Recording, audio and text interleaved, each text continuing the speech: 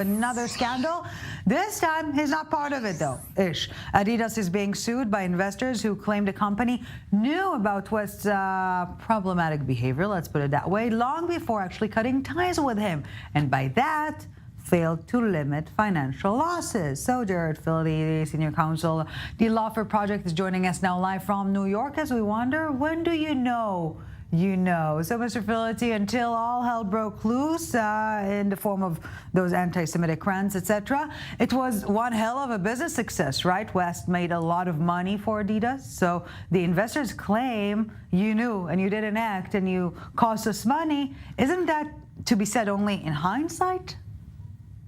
Well, it would be said in hindsight, except that here the problem is, the claim is that Adidas knew from as early as 2018 that Kanye was making racist and anti-Semitic comments. He was talking with employees of Adidas, suggesting that he name an album after Adolf Hitler and making other anti-Semitic comments. So this isn't a matter of finding out in hindsight that he did something. This is a matter of the company knew that he was problematic. They knew that he was a bigot, and they didn't do anything about it. And because they didn't do anything about it, they failed to take meaningful action to limit negative financial exposure, meaning that they cost shareholders money when Kanye ended up going public with these statements and the whole situation exploded.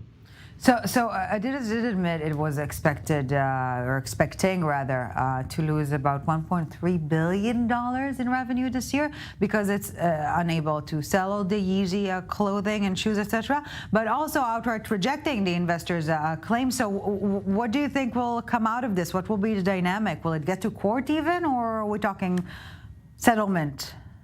No, I think this will go to court. I think that we've seen too many high-profile settlements lately, and Adidas would be paying a lot of money given the measure of losses to their business model. And the problem here is, this is a moral lesson that if you do business with a bigot, if you do business with an anti-Semite, you will have financial consequences. People are not buying his brand. People are not buying Adidas. Adidas is losing over $1 billion, and shareholders are suffering because they expected Adidas to do the right thing, not hide the fact that they knew they were dealing with an anti-Semite. So this will get to court. We will have discovery. We will find out exactly what the company knew and when they knew it. And we will have a whole lot of new revelations about exactly what Kanye was doing and saying that was so troubling even 4 years ago. And on that note, it's important to note that West is not party to the lawsuit. But in broader terms, Mr. Filitti, what's the legal liability of a company over their campaigners' behavior? At the end of the day, they're just, renting their services or using their services. When you are a public company and you have shareholders, you have an obligation to disclose facts that affect the investment.